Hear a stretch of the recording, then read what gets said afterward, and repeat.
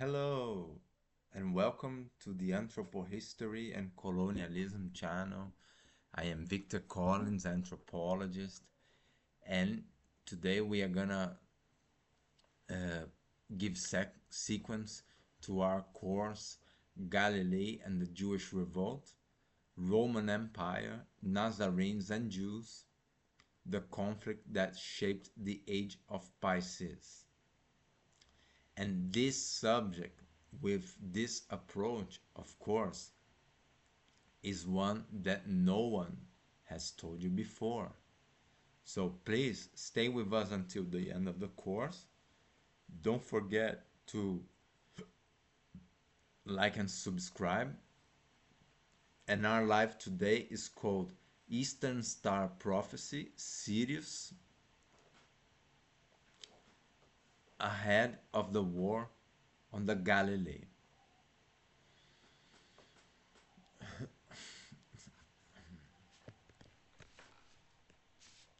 So, just as one of the central motifs for the war on the Galilee be a dispute to define what modality of culture would be the authority, the dominant authority under the month of Pisces within the great year of the zodiac. This dispute converged in the symbol of the star Sirius. And the disputing cultures were, of course, the Roman Empire, the Jewish Pharisees, and the Nazarenes. Not only in the symbol, as in its esoteric influence, since the alchemist's ancestry coming from the land of Chem, the original name for of Egypt, where derives the words alchemy and chemistry,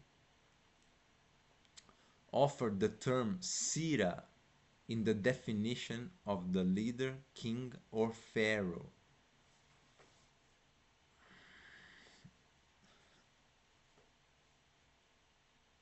Just as the term Sira is the basic term for words like sir, or in Portuguese, senhor, senhoria, and so on.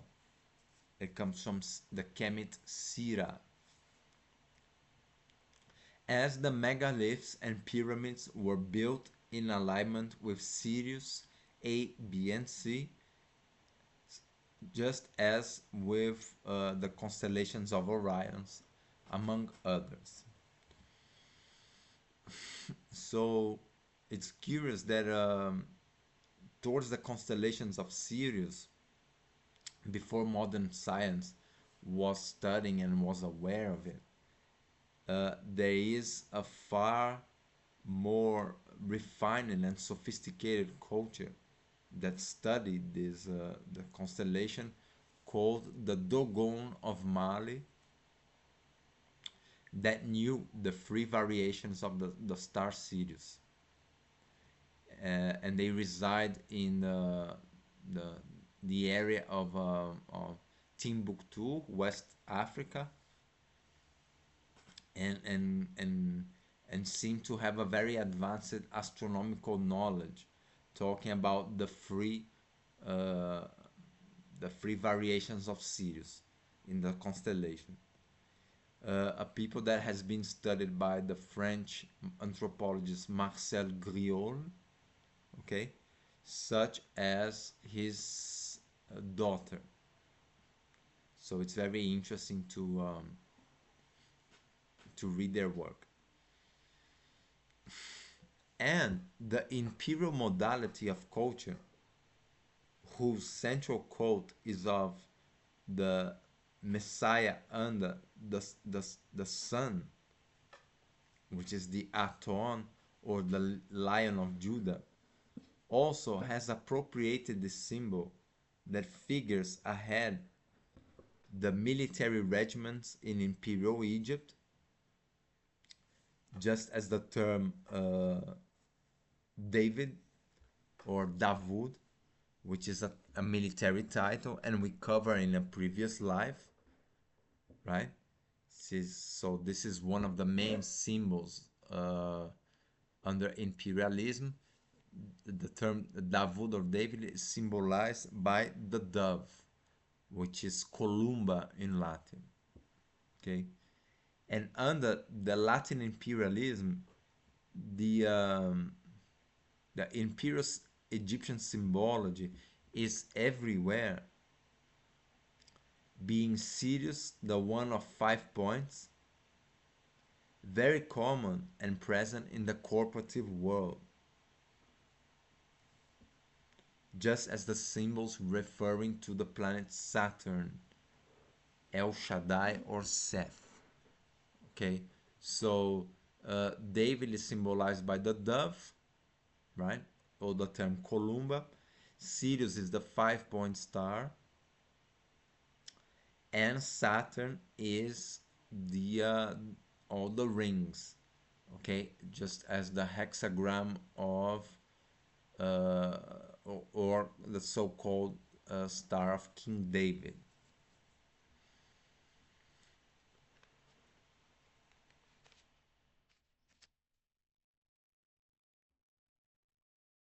So we must observe that the secret orders that produce the flag of the country Brazil do refer directly either to Imperial Egypt or Persia through the stars of 5 points, the star Sirius in the flag of Brazil, not in the flag but in the official symbol, right?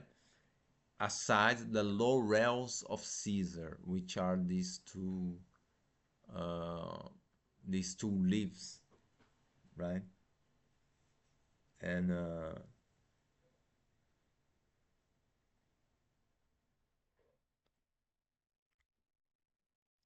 so, of course, this is a militaristic symbol under the rule of the Roman Caesars, coming way uh, from the Egyptian Empire through the the the Latin emperors, okay, and the cult of the imperial Messiah. As in the same flag of Brazil, we have the Southern Cross that is included in the solstice of Capricorn and the birth of the sun in December 25th. That is, um, this is coming from a Persian influence through Rome, where they are celebrating the cult of the unconquerable sun, which remains dead on the Southern Cross for 3 days, 21, 2, and 3 of December, 24 also, and then in 25 is rebirth, reborn, okay, as the birth of the sun. Um, where Rome later has placed the birth of its imperial Messiah. Okay, and of course, this solstice of Capricorn has been practiced through the cult of Mithras or Sol Invictus. So this is one of the appropriations that Rome has made that later will give rise to the um, uh, the Gregorian calendar. So this legacy, of course, comes to us through Christianity and the Roman Empire, and today in the modern world by the Latin occult orders, just as the Knights of Malta, the Jesuits, and the Templars. And when we observe the Iron Cross of Malta, we see 4 pyramids there, right? So, referring to Imperial Egypt, right?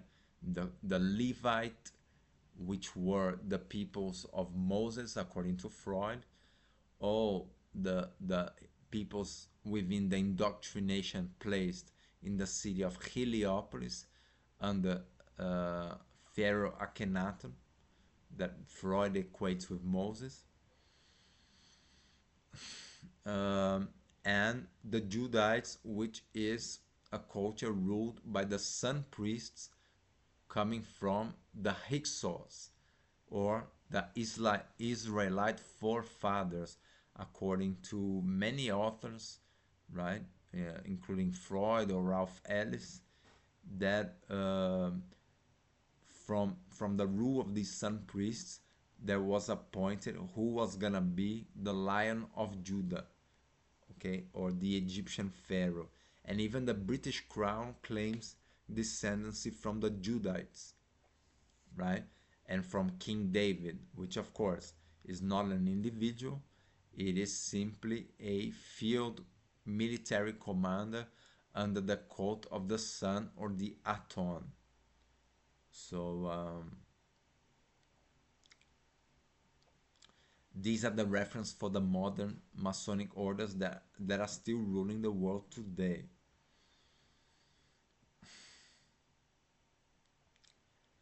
Just as the city of Brasilia and Washington DC were architected by Masons whose Masonic ancestry derived from Imperial Egypt, specifically the dynasty of Amarna with Akhenaten and Nefertiti. So yeah, there are many references to this in these cities. Okay, the Latin occult orders that built these cities were all into Egyptian imperial masonry, and even America is called the New Egypt, and they are continuing the project based on the takeover, the power takeover and the expansion derived from the Amarna dynasty, that after building Amarna under violence, okay, so they made the workers work until death, and then conflict broke in because some other pharaoh went to basically terminate their rule, right? They were poisoning people, they were subjugating people to suffering. And then these Amarna elites went on in an exodus in direction to Rome, maybe with a step before in Athens, right? Maybe Athens is not out of Pallas Athena, but the Athens of Egypt, according to Marco Tisarium. Okay, so they took residence in Rome, the Amarna dynasty of Pharaoh Akhenaten and Nefertiti, that were never found, and merged with the ancestors of merge with the Etruscans, which are the ancestors of the Roman Empire, that will become the embryo to the formation of the Vatican, including with these elongated schools and these very strange ETs that are behind that specific culture, and that is very, very influential nowadays. Okay.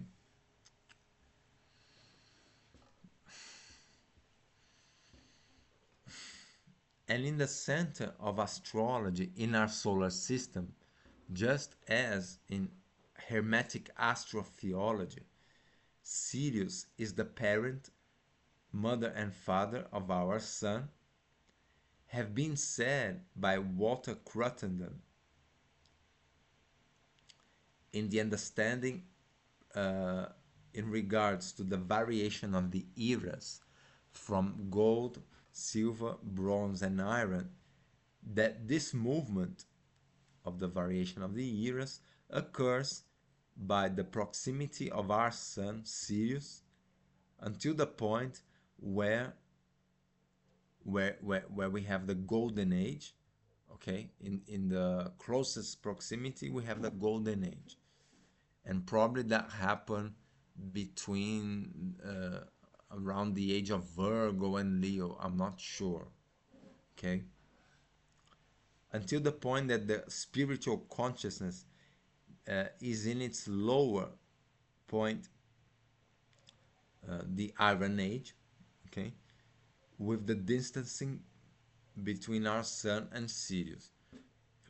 So the Iron Age started in the age of Taurus, right? Went into the Ram and throughout Pisces. And all we have to do is look at history and realize the amount of wars, the the imperialistic kind of actions, like the hybridization of humanity, as it says in the Bible in the original term, right? Come, let us remake man in our image and likeness means the Elohim are hybridizing humanity in their own likeness, right? And the takeover of imperialism, the gradual destruction of the Magi and the alchemists to a culture of dominion, expansion, and warfare. Okay, so this is typical of the Iron Age, way close until the modern times with the two world wars.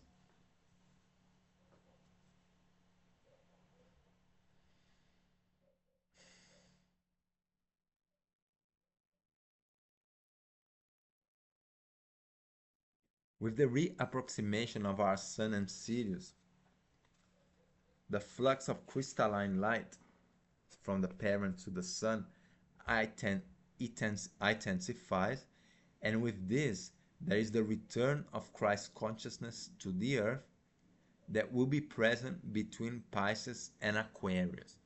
So this is the true meaning of um, the Christ consciousness, right? Which is the return of Christ, which is not a Messiah Savior that's gonna save us, right? As Rome has misled the whole world, but the return of Christ consciousness, since our Sun is getting closer to Sirius, the flux of crystalline light that pours from one star to the other is increasing, and those humans that are engaged in their own inner path or shadow work do have a wider and bigger opportunity of enlightenment. Okay, so this is what Christ consciousness is all about, and the return of Christ, just as apocalypse simply means revelation, lifting of the veil.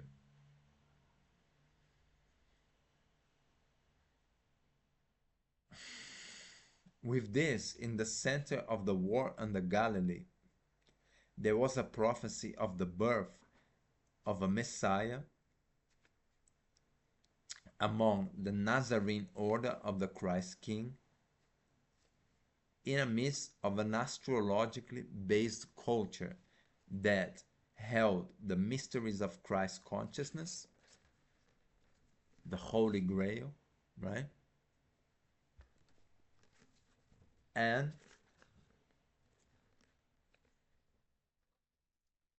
was situated in the kingdom of Edessa.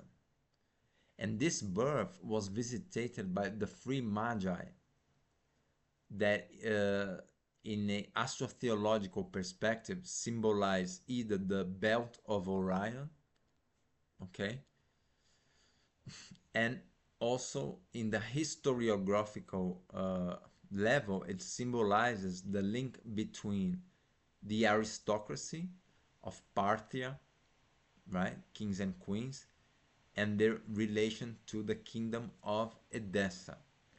So Parthia is the earlier term before Persia, when that culture was astrologically and alchemically based, just as the Hellenes, from where derives Helios, the sun deity that we see on the slide of entry on the Mazarot, okay, is based on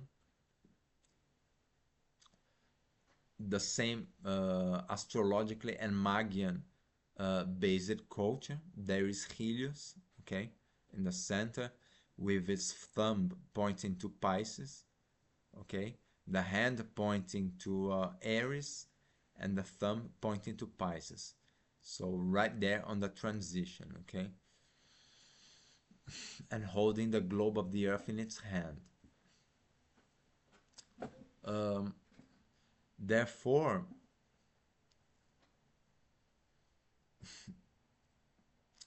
we we have as an example the Hellenes that are this astrologically Magian based, differing from the Greeks that, just like Persia, is an imperial like culture where already the cult of the demiurge is at its center.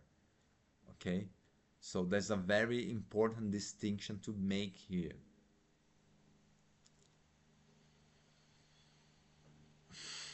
That is, as an authority under the month of Pisces, one of the central reasons for the war in the Galilee to define what modality of culture would rule under Pisces. The Nazarene order, a word Nazarene that combines the Kemet Nasir, which equals Sira, that equals Sírius, with the term Mazarot. Then we have Nazarene. Okay. The lead based on the Nazarenes would promote uh, and take ahead the mysteries of the Holy Grail and the evolution of Christ consciousness. Of course, if the Nazarenes succeeded in taking the power after the war in the Galilee, which did not happen, okay, as we've seen in previous lectures and through the work of Ralph Ellis, Rome took the power. So, as we were in the Iron Age and consciousness was in its regression, the Gnostic and alchemist orders were being persecuted, and with the power takeover by Rome, the order of culture has passed to submission under the cult of the demiurge, which is this, according to the Gnostic library, it is this predatorial and arrogant deity that claims to be the only God, right? And goes under the term Jupiter or Zeus, a culture that is repressive, oppressive, and regressive.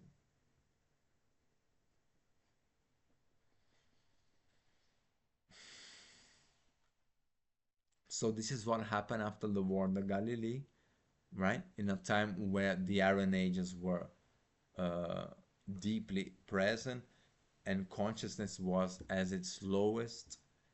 um, Rome took over and imposed an imperial culture based on a fictitious imperial messiah, just as the cult of the demiurge in the center, which is still prevalent in the world today. Okay.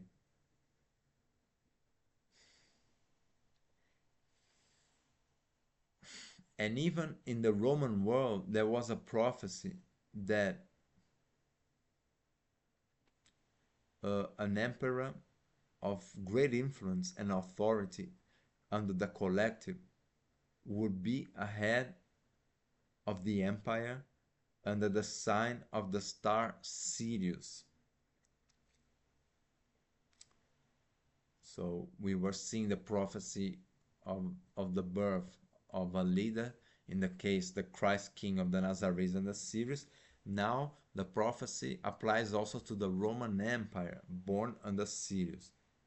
And in the Roman case, with its tumultuous imperial life based in expansion and dominion and aggressive and violent intrigues in amidst the elites, the Senate, etc., just as the authoritarianism of Emperor Augustus and the chronic madness of Nero.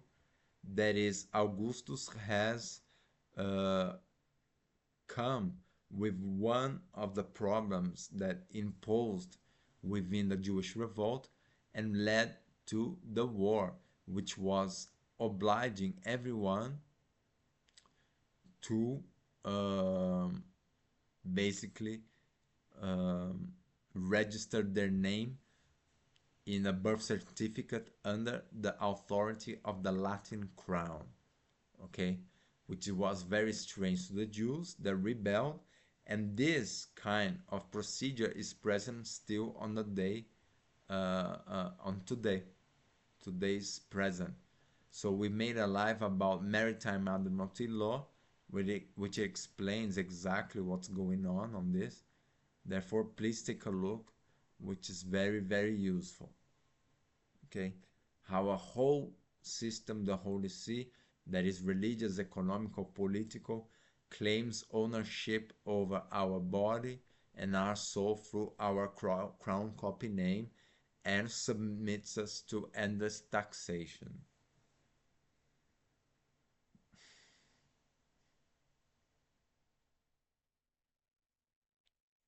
In the Roman case, with the okay. So within all of this intrigues and confusion among the Roman elites and the Senate, the definition of a leader to be the emperor of Rome came from the competence and efficiency of General Vespasian in amidst the Jewish revolt in according with the Roman agenda.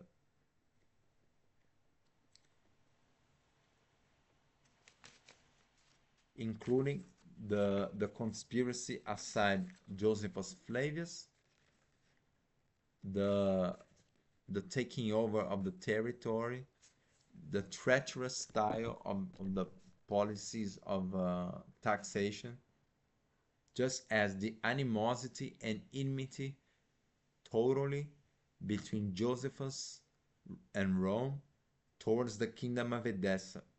There happened that with the power takeover of Rome, thanks to the betrayal of Josephus and the conspiracy of this one with the Flavians to destroy the Nazarene order and occupy the lands that belonged to the kingdom of Edessa, a general with any sort of link to aristocratic circles or background or bloodlines, right, has become the emperor and also a saint, at the manner of the imperial Egyptian Messiah, anointed with oil and consecrated under the cult of the sun, the Aton.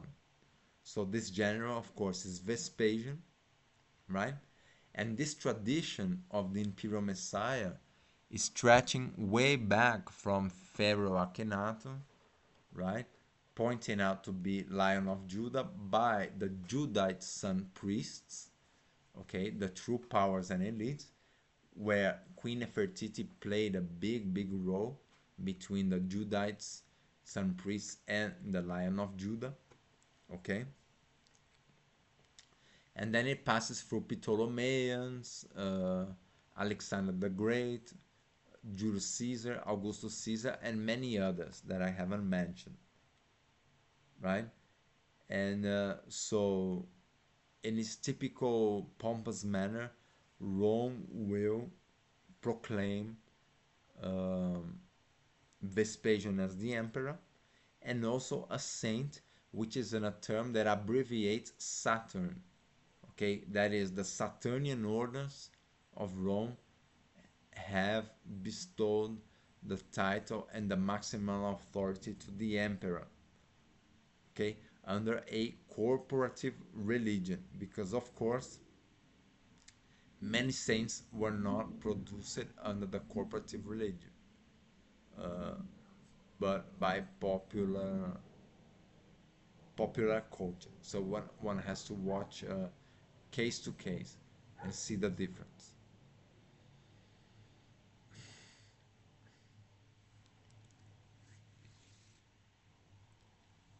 And with the Nazarene occult orders under the control of the scriptures, its religion, its corporative fictitious religion, the imperialistic domain under a vast territory, and the deep and obscure occultism that is so typical to Rome, dark magic, betrayal, all of this stuff.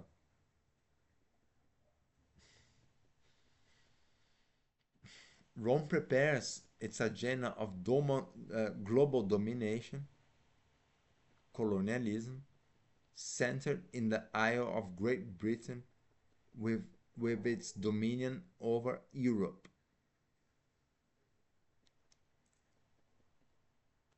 So what happened is that the experience through the war on Galilee, which is the besieging of Rome on the territory, the taxation, the war against the Nazarene uh, orders, right?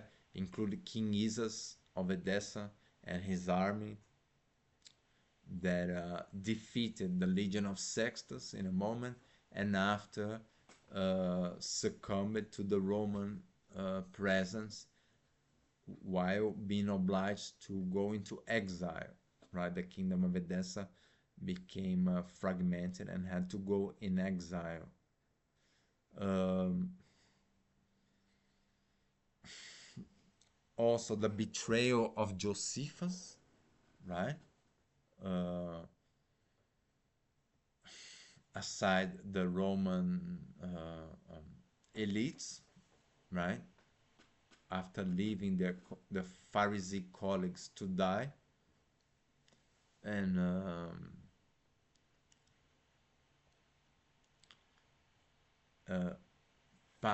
turning the coat and rendering all of his philosophical Jewish Greek Gnostic expertise in the hands of the Roman elites, when, aside Vespasian and Titus, they invented the apostle Saint Paul. Okay? So with the Latin scriptures already produced, and after the experience in the Galilee, they migrated to Britain, where Vespasian already had a campaign of annihilating and oppressing the Druids, right, the Magian orders of Britain. This uh, Eastern experience of Rome merged with the Western related to the campaigns of Augustus and Julius Caesar in Rome, okay, including the story of bringing the megaliths from Cairo to Rome, where Rome today has the largest array of megaliths in the world, okay. Um, the whole messianic imperial culture of the emperor consecrated inside the temple of the sun, okay. So all of this was collected, united, okay, and then of course including the Masonic orders within the Roman elites that come way back from the time of the Levites and the Judites, okay, Pharaoh Akhenaten and the Judite sun priest that pointed the Lion of Judah, okay, remembering that the sun priest wore the panther pelt, okay, so the yeah, the panther skin in their waist, as the pharaoh wore the lion skin. Okay, so take a look in the modern world how many symbols refer to this Athonist culture. Okay, Therefore, these two experiences from the West and the East merged as one, took its roots in and residence in Britain, and there was prepared the whole theological and also economical power of Christianity. Okay, that aside Rome, which is the military and the political economical center, right, would form with Britain the incredible colonialist machine of imperialism and expansion that would be launched by the generation of Queen um, Queen Elizabeth Tudor and the dark magician John Dee.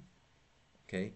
Meanwhile, this power under the confluence of Eastern and Western experience of the Caesars, already with the invention of the Apostle St. Paul, that's why they have in Britain the Church of St. Paul with this incredible occultist and Masonic symbology there, right? That is there for us to decode. So, yeah, this would become the basis for the empire, right? And this power is based also in the countess of Constantinople and Trent, just as in the military conflict towards the Islam, as the Templars, before they arrived in Jerusalem in the First Crusade, went in an earlier moment to the city of Edessa, whose secrets of the nature of the aristocratic and astrological nature of this kingdom, just as the Nazarene order, the nature of the mysteries of the Holy Grail and the Christ consciousness was known to the Templars. Okay? And carrying such dangerous and precious knowledge, while facing already the Church of St. Paul and the whole corporation, the Vatican, etc.,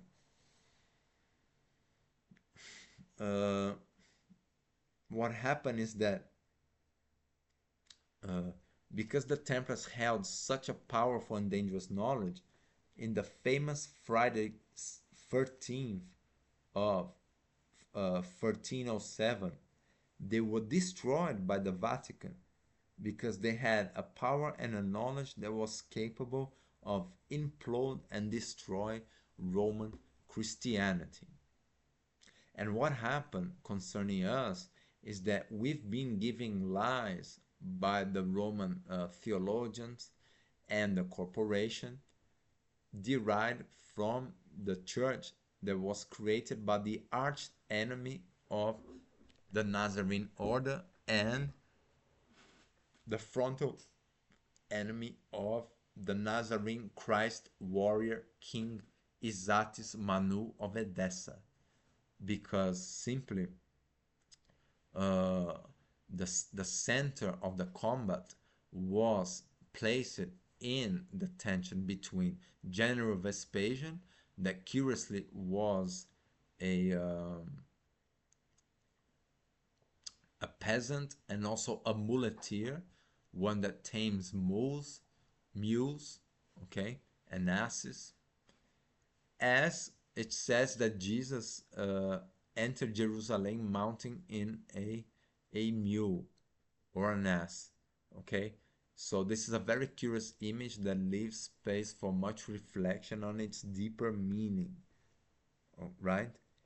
And the arch enemies of the Nazarene orders that happened to take over the power in the war in the Galilee and created Roman Christianity, not only fed us with lies and misinformation and manipulations, as they had to destroy those that kept the true secrets and the knowledge that